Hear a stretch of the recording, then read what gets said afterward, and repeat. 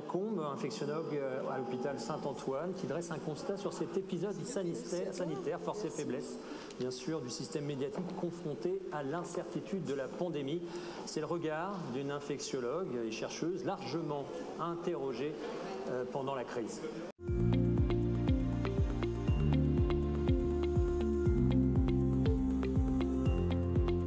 Je pense que comme la très grosse majorité des spécialistes, en particulier en maladies infectieuses, on a été complètement pris par surprise. Même si on s'attendait depuis de nombreuses années à ce qu'apparaisse une pandémie de virus respiratoire, la forme que cette pandémie pouvait prendre nous était totalement inconnue et imprévisible. Et comme de nombreux confrères, on a été assez surpris par l'arrivée d'informations assez parcellaires, en fait, initialement, en particulier à la toute fin du mois de décembre et puis au courant du mois de janvier.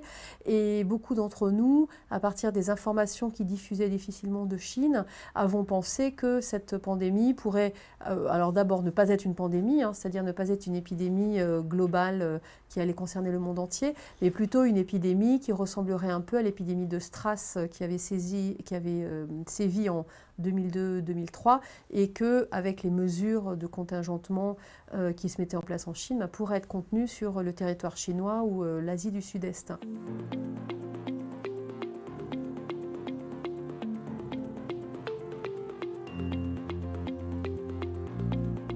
Je pense que les médias, probablement en janvier, ne se sont pas non plus extrêmement inquiétés, parce qu'on avait déjà eu des épidémies comme ça localisées. Et à partir du moment où on est passé au mode pandémique, c'est-à-dire fin janvier, et puis surtout dans le courant du mois de février, autant les scientifiques que les médias étaient face à une grande inconnue. Et je pense qu'on s'est aperçu aussi petit à petit que la plupart des médias n'avaient pas les ressources scientifiques internes pour répondre aux questions qui émergeaient et se sont retournés vers les scientifiques qui eux-mêmes n'avaient pas non plus les connaissances scientifiques qui permettaient de comprendre intimement ce qu'était la Covid-19, le virus responsable de la Covid-19 et la maladie elle-même, parce qu'en fait, tout le monde a appris petit à petit, que ce soit les scientifiques, les médias. Alors évidemment, les scientifiques avaient plus de bagages scientifiques pour comprendre petit à petit ce qui allait arriver, mais personne n'avait la connaissance intime du processus épidémique et pandémique.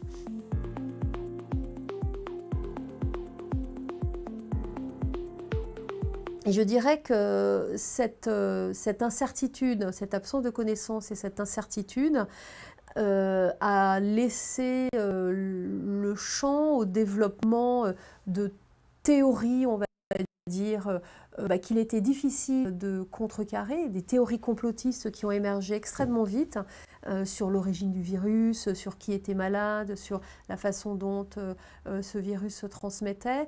Et je dirais que j'ai été extrêmement frappée par l'importance qu'a pris la diffusion de l'information sur les réseaux sociaux, donc sur les médias non traditionnels, on va dire, que ce soit YouTube, Twitter, surtout Facebook, dont je pense qu'il a eu un effet extrêmement délétère sur la diffusion de l'information et sur la qualité de l'information qui était retransmise, parce qu'en fait, n'importe quel citoyen, tout d'un coup, est devenu acteur lui-même de la diffusion de l'information. Il n'y a donc plus de filtre.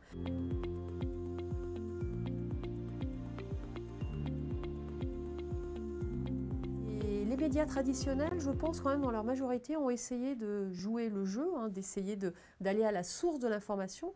Alors, pour la majorité d'entre eux, il y a aussi des médias traditionnels qui sont allés au plus simple, c'est-à-dire sont allés écouter ceux qui parlaient en gros le plus fort et qui ne sont pas toujours les meilleurs porteurs, garants de la qualité de l'information scientifique. Il y a eu beaucoup de simplisme aussi dans la façon de traiter l'information scientifique de la part de certains médias, principalement les médias non traditionnels, c'est-à-dire les médias qui ne passent que par un réseau que par le réseau Internet. Et puis, il y a eu aussi, en particulier de la part des médias audiovisuels, surtout pour les chaînes d'information continue, à un moment, la course à l'audience, en particulier quand on est arrivé à la période du confinement, les chaînes d'info continue n'avaient plus grand-chose non plus d'autre à se mettre sous la dent que le traitement de la pandémie. Et on est probablement, à certains moments, allé dans la surenchère de l'information qui permettait de capter le maximum d'audience. Alors, je je ne jette pas du tout la pierre aux chaînes d'information continue. Je pense que c'était aussi une période où il a été très difficile de faire la part des choses entre l'information scientifique vérifiée qui se basait vraiment sur le fait scientifique et puis l'information scientifique qui a été captée par certains qui parlaient très fort, qui parlaient beaucoup et qui ont réussi quelque part à étouffer le débat scientifique.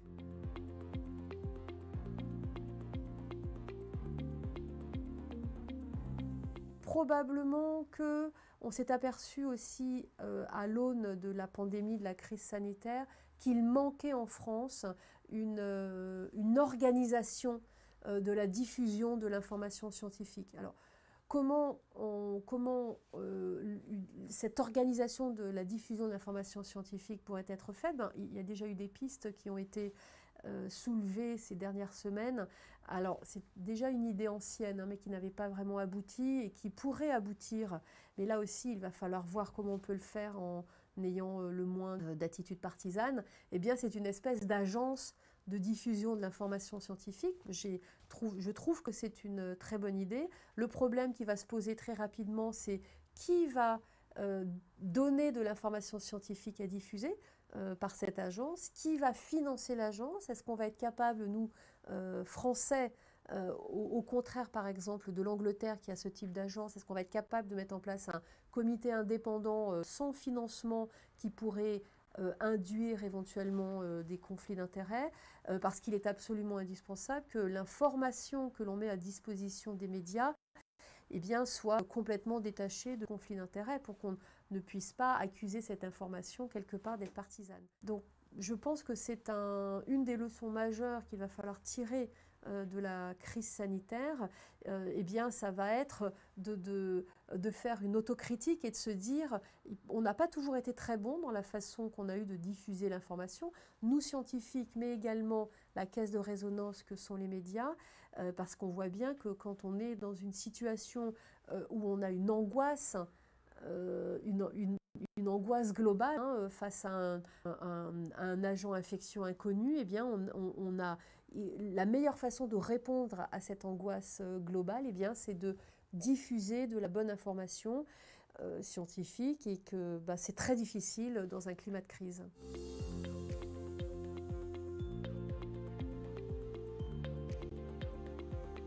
Mais moi, je pense que chaque citoyen est capable de comprendre que l'on ne sait pas. Il est capable de comprendre ce que l'on sait, il est capable de comprendre ce que l'on ne sait pas. Moi, je pense que la pire chose à faire, c'est de donner de l'espoir indûment.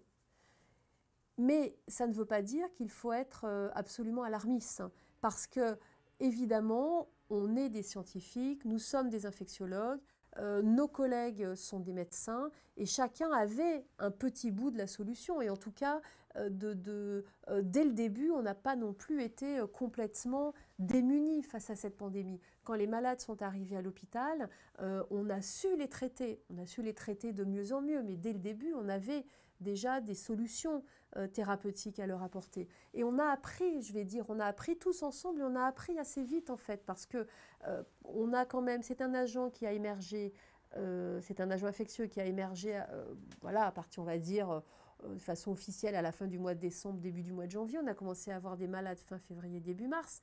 Il s'est donc passé un mois et demi. Et déjà mi-mars, au bout de 2 mois, on connaissait cet agent infectieux. On savait les grands mécanismes de physiopathologie, c'est-à-dire la façon dont, à partir de la contamination, on développait la maladie. Et on a déjà apporté des premiers outils thérapeutiques. Donc on a appris extrêmement vite. Beaucoup plus vite qu'avec n'importe quelle autre maladie.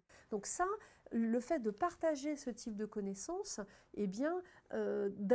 sur un mode très factuel, c'est-à-dire de dire ce que l'on sait, ce que l'on ne sait pas, et de partager cette information, je pense que c'est la démarche qu'il faut mettre en place quand on a affaire à une pandémie d'un agent inconnu. En fait, c'est ce qui m'a aussi motivée à m'impliquer dans la gestion médiatique de cette pandémie. Parce que je suis enseignante, professeure à l'université, qu'avec des mots simples, adaptés au niveau de connaissance de chacun, on peut faire passer de l'information.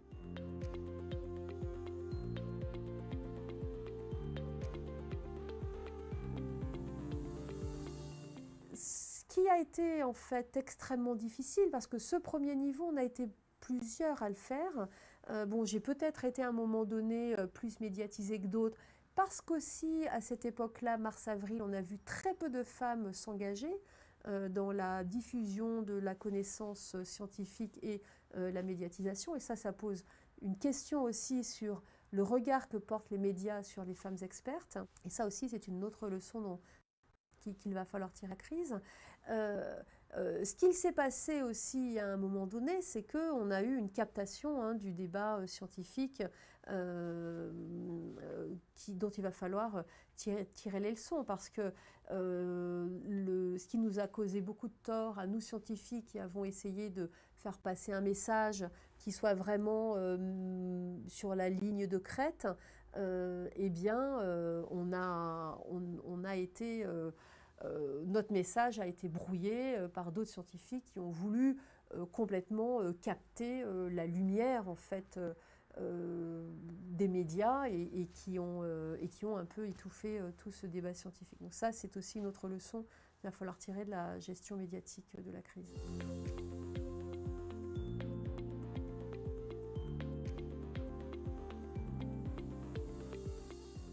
Je ne dirais pas tant que c'est le fait d'avoir été moi-même infectée et donc malade pendant bien 2 semaines qui a changé mon regard sur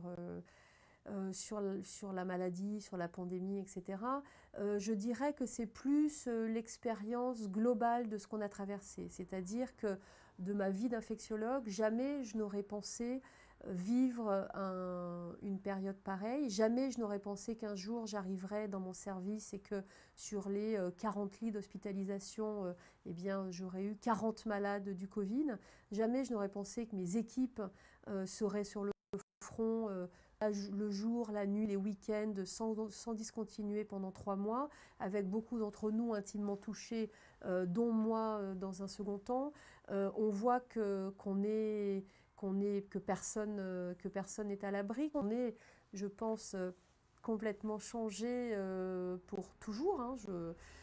Et en plus, on est dans une très grande ambivalence parce que on est, nous tous, non seulement d'un côté, on a vécu une aventure scientifique majeure, extrêmement excitante sur le plan intellectuel, et de l'autre côté, on a aussi vécu une aventure professionnelle majeure, extrêmement douloureuse, avec des situations professionnelles qui ont été très très dures, les familles que l'on a dû accompagner dans la gestion du décès de leurs proches, des patients qui ont vécu, qui ont traversé toute l'expérience du passage en réanimation, de l'intubation et puis l'extubation, etc.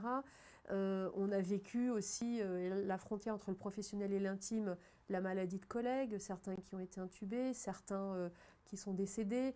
Et je pense qu'on a tous été pris vraiment dans un tsunami intime professionnel. Et oui, ça nous a changé. Alors quand en plus on a vécu soi-même l'infection. J'ai eu la chance de ne pas être hospitalisée, d'avoir pu rester chez moi, malade mais chez moi, mais ça reste une épreuve difficile, absolument.